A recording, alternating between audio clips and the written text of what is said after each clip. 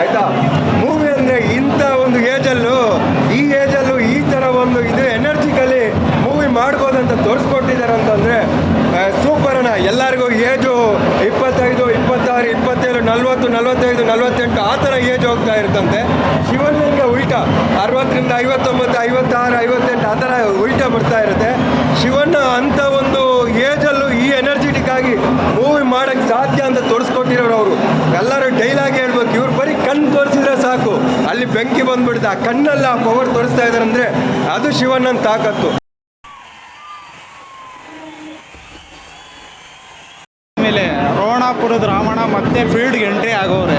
ನಮ್ಮ ಶಿವಣ್ಣನ ಸಿನಿಮಾ ಬಂದೈತೆ, 6 ಗಂಟೆಗೆ ರಿಲೀಸ್ ಆದರೂ ಈ ಲೆವೆಲ್ ಕ್ರೇಜು ನೋಡಿ ಬ್ರೋ, ಅದೇ ಖುಷಿ ಆಗುತ್ತೆ. ಇವಾಗ ನೀವು ಈ ಸಿನಿಮಾದ ಸ್ಪೆಷಾಲಿಟಿ ಏನು ಅಂದರೆ ನಮ್ಮ ಶಿವಣ್ಣನ ಪಂಚೆ. ಗ್ಯಾಂಗ್ಸ್ಟರ್ ಅಂತ ತೋರಿಸ್ಕೊಳ್ಳೋಕ್ಕೆ ಗನ್ ಬೇಕಾಗಿಲ್ಲ, ಶಿವಣ್ಣ ಪಂಚೆ ಲಾಂಗು ಸಾಕು. ಅದೆಲ್ಲ ಬಂದಿರೋ ನೆಕ್ಸ್ಟ್ ಲೆವೆಲೇ ಬ್ರೋ. ಅವ್ರ ಪಂಚೆ ಹುಟ್ಟಿರೋದೆಲ್ಲ ನೆಕ್ಸ್ಟ್ ಲೆವೆಲೇ. ಉದಾಹರಣೆ ಕೊಡ್ಲಾ ನಿಮಗೆ, ಓಮ್ ಎಂಟ್ರಿ ಸೀನ್ ಆಗಿರ್ಬೋದು, ಜನ್ಮದ ಜೋಡಿ ಆಗಿರ್ಬೋದು, ತವರಿನ ಸೀರೆ ಆಗಿರ್ಬೋದು, ಮಫ್ತಿ ಆಗಿರ್ಬೋದು, ಜೈಲರ್ ಆಗಿರ್ಬೋದು, ಇವಾಗ ಭೈರತಿ ರಣಗಲ್ ಆಗಿರ್ಬೋದು, ಇವ್ರು ಪಂಚೆ ಉಟ್ಕೊಂಡು ಯಾವುದೇ ಬಂದವರು ಅದೆಲ್ಲ ಇಂಡಸ್ಟ್ರಿ ಇಟ್ಟೆ ಬ್ರೋ ಅಲ್ವಾ. ಇವಾಗ ಶಿವಣ್ಣಂದು ಕೆಲವೊಂದು ಏನಾಗ್ಬಿಟ್ಟೈತೆ ಅಂದರೆ, ಗಾಂಧಿನಗರದಲ್ಲಿ ಜನ ಥಿಯೇಟ್ರಿಗೆ ಬರ್ತಾಯಿಲ್ಲ ಅಂಥ ಟೈಮಲ್ಲಿ ಅವರೆಲ್ಲ ಥಿಯೇಟ್ರ್ ಅವ್ರು ಏನು ಕಾಯ್ತಾ ಇರ್ತಾರೆ ಹೇಳಿ, ಶಿವಣ್ಣನ ಸಿನಿಮಾ ಬರುತ್ತೆ ಥಿಯೇಟ್ರಿಗೋಸ್ಕರ, ಅವ್ರು ಕಾಪಾಡ್ತಾರೆ ಅಂತ ಕಾಯ್ತಾ ಇರ್ತಾರೆ. ನಿಜವಾಗ್ಲೂ ಕಾವಲಿಗನೇ ನಮ್ಮ ಶಿವಣ್ಣ. ಈ ಸಿನಿಮಾದಲ್ಲಿ ಇನ್ನೊಂದು ಹೇಳ್ಬೇಕಂದ್ರೆ, ನಮ್ಮ ಮಫ್ತಿ ಪಾರ್ಟ್ 1ಅಲ್ಲಿ ಏನೇನು ಇಂಟ್ಗಳಿತ್ತು ಅದನ್ನು ಪಾರ್ಟ್ 2 ಅಲ್ಲಿ ಇದರಲ್ಲಿ ಫುಲ್ಫಿಲ್ ಮಾಡಿದ್ದಾರೆ. ಸಖತ್ ಖುಷಿ ಆಯಿತು. ಇವಾಗ ನಿಮಗೆ ರಿಲೀಸ್ ಕ್ರೇಜು ಅಂತ ಕೆಲವರು ಹೇಳ್ತಾ ಇರ್ತಾರೆ, ಅಂಥ ರಿಲೀಸ್ ಕ್ರೇಜ್ಗೆಲ್ಲ ಶಿವಣ್ಣನ ಸಿನಿಮಾ ಅಪ್ಪ ಓಮು 550 ಸಲ ರಿಲೀಸ್ ಆಗಿ ಲಿಮ್ಕಾ ಬುಕ್ ಆಫ್ ರೆಕಾರ್ಡಲ್ಲಿ ಹೆಸರು ದಾಖಲೆ ಆಗೈತೆ. ಆ ರೆಕಾರ್ಡ್ನ ಯಾರೋ ಟಚ್ ಮಾಡೋಕ್ಕಾಗುತ್ತಾ? ಆಗಲ್ಲ. ಶಿವಣ್ಣ ಯಾವತ್ತಿರೋ ನಂಬರ್ 1 ಗ್ಯಾಂಗ್ಸ್ಟರು. ಇನ್ನೊಂದು ಇವ್ರ ಸಿನಿಮಾನ ದಯವಿಟ್ಟು ಹೇಳ್ತೀನಿ, ರೀಮೇಕ್ ಮಾಡೋಕ್ಕೆ ಹೋಗಬೇಡಿ, ಟಚ್ ಮಾಡೋಕ್ಕಾಗಲ್ಲ. ಅವ್ರ ಫಿಲಮ್ನ ಇಮಿಟೇಟು ಮಾಡೋಕ್ಕೆ ಹೋಗಬೇಡಿ. ಅವ್ರ ಆ್ಯಕ್ಟಿಂಗ್ನ ನೀವು ಬಿಗ್ಗೆಸ್ಟ್ ಫ್ಲಾಪ್ ಆಗೋಯ್ತೀರ. ಶಿವಣ್ಣ ಮಾಡಿದ್ದೆ ಫೈನಲ್ಲು ಅಲ್ವಾ. ಜೈ ಶಿವಣ್ಣ. ಕರೆ ಅವರು ಯಾವಾಗ ಮಚ್ಚಿಡ್ಕೊಂಡು ಥಿಯೇಟ್ರಿಗೆ ಎಂಟ್ರಿ ಕೊಡ್ತಾರೋ ಸ್ಕ್ರೀನ್ ಅರ್ಧೋಯ್ತು ಅಂದ್ಕೊಂಬಿಡಿ. ಏನಕ್ಕಂದ್ರೆ ಅವ್ರ ಆ್ಯಕ್ಟಿಂಗು ನೆಕ್ಸ್ಟ್ ಲೆವೆಲಲ್ಲಿ ಇರುತ್ತೆ.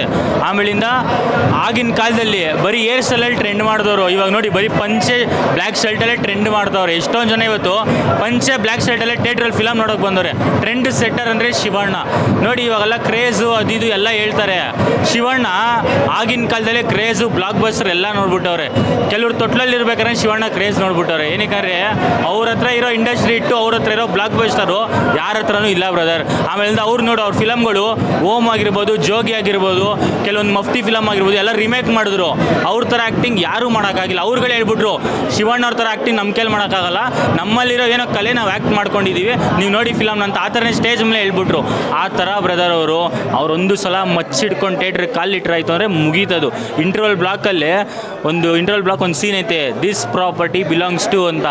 ಅದು ಕನ್ನಡ ಇಂಡಸ್ಟ್ರಿ ಅನ್ಕೊಂಬಿಡಿ, this property belongs to Shivanna ಅಂತ. ಆ ಥರ ಅವರು ಒಂದು ಸಲ ಫಿಲಮ್ಗೆ ಬಂದಾಯ್ತು ಮಚ್ಚಿಡ್ಕೊಂಡು ಅಂದರೆ ಮುಗೀತು. ಅವ್ರು ನೋಡಿ ಫಿಲಮ್ ಮಾಡೋದೇ ಜನರಿಗೋಸ್ಕರ. ಅವರು ನನಗೆ ಬ್ಲಾಕ್ ಬಸ್ಟರು ಏನೋ ಬಾಕ್ಸ್ ಆಫೀಸ್ಗೆ ಏನೋ ಕಲೆಕ್ಷನು ಅದೆಲ್ಲ ಬೇಕಾಗಿಲ್ಲ ಅವ್ರಿಗೆ. ಜನರು ಪ್ರೀತಿ ಇದ್ದರೆ ಸಾಕು. ದೊಡ್ಡ ಮನೆ ಹೆಸರು ಆವಾಗಿಂದ ಹಿಡ್ದು ಮುಂದಕ್ಕೂ ಇದ್ದೇ ಇರುತ್ತೆ, ಅದಂತೂ ಬರ್ದಿಟ್ಕೊಂಬಿಡಿ. ಭೈರತಿ ರಣಗಲ್ ಫಿಲಮು ಇಂಡಸ್ಟ್ರಿ ಇಟ್ಟು 2024 ಬಂದಿರೋ ಫಿಲಮಲ್ಲಿ ಬ್ಲಾಕ್ ಬಸ್ಟರ್ ಫಿಲಮ್ ಅಂದರೆ ಭೈರತಿ ರಣಗಲು. ಬರೋ ರೆಕಾರ್ಡ್ ಏನಾಯ್ತು ಅದು ಯಾವುದೂ ಇರಲ್ಲ. ಏನಕ್ಕಂದರೆ ಈ ಫಿಲಮು ಎಲ್ಲ ಕಲೆಕ್ಷನ್ ಬ್ರೇಕ್ ಆಗುತ್ತೆ. ಇಂಟರ್ವಲ್ ಆದಮೇಲೆ ಫಿಲಮು KGFನೇ ಬೀಟ್ ಮಾಡುತ್ತೆ ಅನ್ಕೊಂಬಿಡಿ. ಏನಕ್ಕಂದರೆ ಪ್ರಶಾಂತ್ ನೀಲ್ ಅವ್ರ ತಮ್ಮನ ಅರ್ಥನೂ ಆ ಥರ ಎಲಿವೇಶನ್ ಸೀನ್ಸ್ ಇಟ್ಟವ್ರೆ ಫಿಲಮಲ್ಲಿ. ಎಲ್ಲರೂ ಬಂದು ಫಿಲಮ್ ನೋಡಿ ಆಮೇಲೆ ನೀವೇ ಮಾತಾಡ್ತೀರಾ.